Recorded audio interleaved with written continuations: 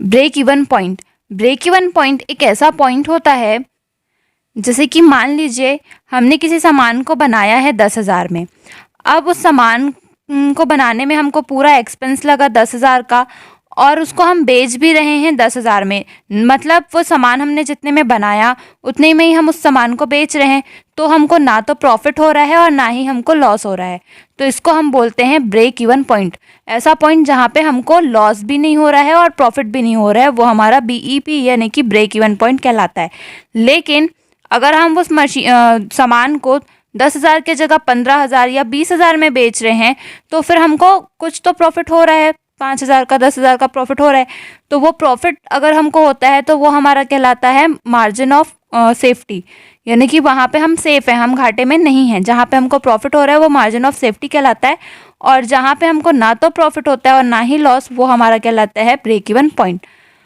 अब इसके कुछ फॉर्मूले हैं। उससे पहले हम इनकम स्टेटमेंट समझ लेते हैं।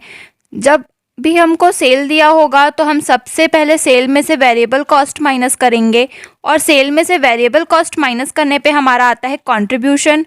कंट्रीब्यूशन में से जब अपन फिक्स्ड कॉस्ट माइनस कर देते हैं तो हमारा आता है प्रॉफिट। ये सीक्वेंस हमेशा हमको याद रहना चाहिए कि हमको सेल में से वेरिएबल कॉस्ट माइनस करना है तो कंट्रीब्यूशन आएगा, उसमें से फिक्स्ड कॉस्ट माइनस करेंगे तो फिर प्रॉफिट आएगा। ये सीक्वेंस चेंज नहीं होना है, क्योंकि इससे हमारे बहुत सारे फॉर्मूले अपने आप बन जाते हैं। इसके बाद हमारा नेक्स्ट फॉर्मूला है प्रॉफिट वॉल्यूम रेशियो का, जिसको हम शॉर्ट में PVR भी बोलते हैं। तो यहाँ पे PVR यानी कि प्रॉफिट वॉल्यूम रेशियो का फॉर्मूला होता है contribution into 100 divide by sale. यानी कि यहाँ पे अपन जो कंट्रीब्यूशन निकालेंगे उसको लिखना है इंटू 100, और जो सेल हमको दिया होगा उसको हमको लिखना है, और सॉल्व करेंगे जब तो हमारा PVR यानी कि प्रॉफिट वॉल्यूम रेशियो आ जाएगा।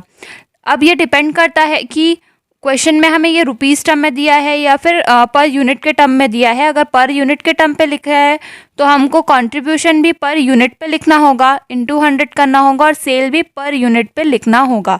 यानी कि वो क्वेश्चन के ऊपर डिपेंड करेगा कि वो हमको पर यूनिट पे बनाना है या कंट्रीब्यूशन पे। अगर पर यूनिट वाला बनाना है तो पर यूनिट का ही हमको डिजिट लेना होगा। इसके बाद प्रॉफिट वॉल्यूम रेशियो निकालने का एक और फॉर्मूला है 100 minus variable cost as % of sale. यानी कि वेरिएबल कॉस्ट जो है वो हमको सेल के ऊपर निकालना है। ऐसा बोल सकता है कि वेरिएबल कॉस्ट 20% है सेल का, तो सेल का 20% हमको निकालना है, और वो हमारा वेरिएबल कॉस्ट होगा, उसको 100 से माइनस करना है, तो वो हमारा प्रॉफिट वॉल्यूम रेशियो होगा। या ऐसा भी बोल सकता है कि परसेंट के बेस फॉर्म में निकालना है। तो जब अपन को परसेंट के फॉर्म में PVR निकालना होगा तो उसके लिए फॉर्मूला होता है change in profit into 100 divide by change in sale. यानी कि यहाँ पे 2013 का प्रॉफिट दिया होगा और 14 का दिया होगा, तो हम लिखेंगे 2013 का प्रॉफिट लिख करके उसको माइनस करेंगे 14 से, और उसमें जो भी चेंज हुआ होगा, मान लो 1,000 का प्रॉफिट ज़्यादा हुआ है तो वो 1,000 हम यहाँ लिखेंगे इंटू 100, और सेल जितना भी बड़ा होगा घटा होगा उसको हम लिखेंगे। जब 2 साल का अपन को निकालना होता है तो ये वाला फॉर्मूला अपन का काम में आता है। इसके बाद अगर अपन को ब्रेक इवन पॉइंट निकालना है क्वांटिटी में, तो अपन का फॉर्मूला होता है fixed cost divide by contribution per unit. तो ये हमारा क्वांटिटी में निकल जाएगा। अगर MOS निकालना है तो उसका फॉर्मूला होता है profit divide by contribution per unit. Sale अगर निकालना है तो उसका फॉर्मूला होता है fixed cost plus profit divide by contribution per unit. ये फॉर्मूला याद करने का तरीका है। हम डायरेक्ट भी समझ लिए कि ब्रेक इवन प्लस MOS यानी कि margin of safety equals to होता है सेल। तो यहाँ पे ब्रेक इवन का फॉर्मूला लिख दो, MOS का फॉर्मूला लिख दो, और उसके इक्वल्स टू में सेल्स का फॉर्मूला अपने आप बन जाता है FC प्लस प्रॉफिट, और दोनों के नीचे में कंट्रीब्यूशन पर यूनिट है तो वो एक बार में अपन लिख देंगे। दूसरा, अगर अमाउंट के फॉर्म में अपन को रुपीज़ टर्म में निकालने के लिए कहा गया है तो ब्रेक इवन के लिए फॉर्मूला होता है FC तो रहेगा ही, जब भी ब्रेक इवन बोलेगा तो न्यूमैरेटर में FC रहेगा।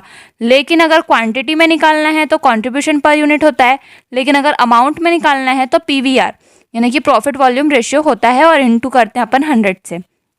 सेम MOS में भी रहता है, प्रॉफिट रहेगा न्यूमैरेटर में, यहाँ पे कंट्रीब्यूशन पर यूनिट है तो यहाँ पे PVR होगा अमाउंट में इंटू 100, और सेल का ये दोनों का मिला के BEP और MOS का मिला के बन जाता है formula FC plus profit divide bye PVR into 100। तो ये हमारा सेल का फॉर्मूला हो जाता है अमाउंट के लिए। यहाँ पे हम ये ध्यान दे सकते हैं कि जब भी बीईपी अपन को निकालना है तो फिक्स्ड कॉस्ट यूज़ होता है, और एमओएस निकालना है तो प्रॉफिट, और सेल निकालना है तो फिक्स्ड कॉस्ट प्लस प्रॉफिट करके अपन यूज़ करते हैं न्यूमैरेटर में। और डिनोमिनेटर में ये डिपेंड करता है, अगर क्वांटिटी पूछा है तो कंट्रीब्यूशन पर यूनिट आएगा तीनों में, और अगर अमाउंट पूछा है तो पीवीआर आएगा तीनों में, और इसका फॉर्मूला फिर बन जाए। इस तरीके से हमारे 6 फॉर्मूले तैयार हो जाते हैं।